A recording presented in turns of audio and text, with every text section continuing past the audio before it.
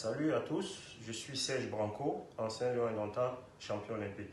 Si j'interviens ce matin, c'est par rapport à l'actualité brûlante du football camerounais de ces derniers jours, où par exemple on parle de la visite du coach Brice, qui allait rencontrer des internationaux à l'étranger, des professionnels.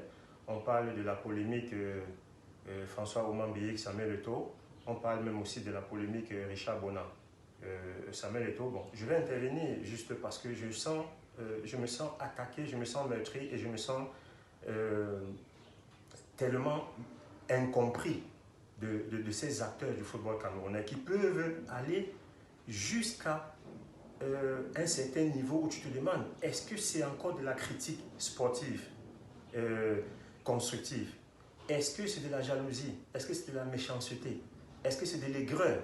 Parce que je ne peux pas comprendre que le fait qu'un sélectionneur nommé par la tutelle, qui prend sûrement ses missions et qui prend sûrement ses directives par le ministre des Sports, aille faire une tournée et que ça devient un problème Samuel Eto'o. Samuel Eto'o, avec le comité exécutif de l'Africa Foot, avait fait une sortie. Et il avait dit que le comité exécutif lui avait donné 72 heures pour proposer un staff. Est-ce que vous savez si ça a été fait ou pas? Vous n'êtes pas au comité exécutif. L'Africa Foot ne se gère pas dans la rue, ni dans les réseaux sociaux. Les 72 heures, c'était pour rendre compte à son comité exécutif. Est-ce qu'il l'a fait? Je peux vous confirmer que oui, ça a été fait. Mais ce n'est pas obligé d'être mis sur les réseaux sociaux. Si Brice va rencontrer les footballeurs professionnels, bien sûr, il a été nommé par la tutelle, il est le sélectionneur jusqu'à présent, il est le sélectionneur du ministre des Sports. Il n'est pas le sélectionneur des Lions indomptables ou de l'Africa Foot. Il est le sélectionneur du ministre des Sports. Il prend ses directives, ses prérogatives au ministère des Sports et il va faire son travail. C'est compréhensible, je ne trouve rien à redire là-dessus. Sur la polémique François Omam-Biyik, Samuel Eto'o, franchement, il ne faut pas exagérer. Quand on parle de légendes, quand on parle de football, d'icône du football au monde, on met Samuel Eto'o. Le seul Camerounais qui peut se mettre et discuter, c'est Samuel Eto'o.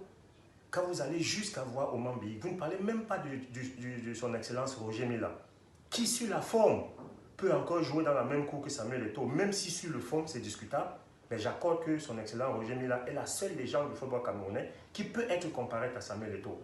Mais ne me ramenez pas Omam-Biyik s'il vous plaît, je ne veux pas descendre très bas, c'est pour ça que je ne veux même pas intervenir dessus, parce que c'est descendre tellement bas de vouloir parler de Samuel Eto'o et de mettre Omam-Biyik à côté. Non, c'est le jour et la nuit, excusez-moi. J'ai été 15 ans professionnel, j'ai joué dans l'équipe nationale, j'ai gagné les Jeux Olympiques, j'ai joué la Champions League, j'ai été champion en Europe, en Pologne et à Oman. Ne venez pas me raconter n'importe quoi. Ça, c'est à dormir debout. C'est pour ça que je parlais des greurs, des méchancetés tout à l'heure. Et je sors par là avec l'intervention de Richard Bona qui dit que si Samuel Eto'o était billionnaire, il ne serait pas venu à l'Africa Foot. Mais Richard Bona a la mémoire courte. Il oublie que Platini a été président de l'UEFA. Ce n'était pas pour aller chercher de l'argent. Motsepe, qui est la première fortune en Afrique du Sud, qui est l'une des plus grandes fortunes d'Afrique, il est président de la CAF. Pourquoi? Mais dites-moi. C'est vraiment incroyable. Je ne sais pas, Richard Bona, il fait de la musique. C'était un très grand musicien que j'écoutais, mais depuis sa sortie contre Samuel Eto'o, j'ai décidé de ne plus écouter ses chansons. Je vais casser. Incroyable. Je ne sais pas, Richard Bona, il fait de la musique. C'était un très grand musicien que j'écoutais, mais depuis sa sortie contre Samuel Eto'o, j'ai décidé de ne plus écouter ses chansons. Je vais casser ses CD et ses disques et tout. Parce que c'est vraiment incroyable d'être une icône de la musique et d'être si con et si bête à ce niveau. Je ne sais pas, son problème c'est quoi? Moi je crois que la différence entre Richard Bona et Samuel Eto'o, c'est que Samuel Eto'o a réussi à la sueur de son front et que Richard Bona, ce qu'on entend dire, réussit plutôt à la sueur de ses fesses. D'où ces commentaires bizarres pareils. Franchement, arrêtons. On a une icône, on a le meilleur joueur de l'histoire du football africain. Le plus gros palmarès de l'histoire du football africain qui est camerounais et qui vient travailler pour l'Africa Foot et redonner sa grandeur au football camerounais. La moindre chose, c'est de le reconnaître et de l'encourager. Le classement Forbes de la semaine passée est encore sorti, où jusqu'à présent, Samuel Eto'o est la plus grande fortune du sport et du football en Afrique. Arrêtons les polémiques. Moi, j'en ai marre. C'est pour ça que je passe même plus dans les débats télévisés. Parce que chaque fois, tu es confronté à des influenceurs, à des blogueurs qui n'ont pas joué au foot, qui n'ont pas appris le foot, qui ne connaissent rien du foot et qui racontent du n'importe quoi. Et parfois qui sont financés, montés pour détruire la popularité de Samuel Eto'o. Parce que nous savons tous que Samuel Eto'o est très populaire au Cameroun. Le Cameroun est un pays où il y a 70% de jeunes qui rêvent, qui n'ont plus d'issue, qui n'ont plus de possibilité de s'en sortir dans la vie. D'autres prennent le désert. Tous voient en Samuel Eto'o la personne qui peut les sortir de leur misère, de leurs espérances. Tous, toute la jeunesse camerounaise, la jeunesse africaine, prend exemple sur Samuel Eto'o, parti de Nouvelle, de rien pour devenir quelque chose. Donc arrêtons la jalousie, arrêtons l'aigreur, arrêtons la méchanceté, arrêtons la mauvaise foi.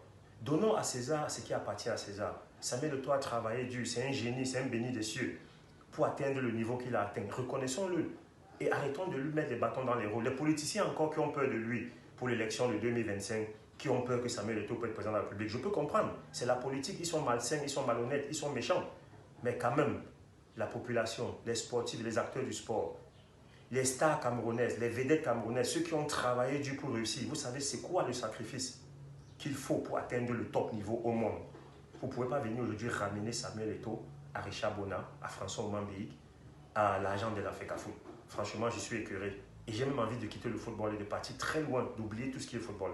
Parce qu'il y a tellement de malhonnêteté, tellement de mauvaise foi et tellement de méchanceté. Merci.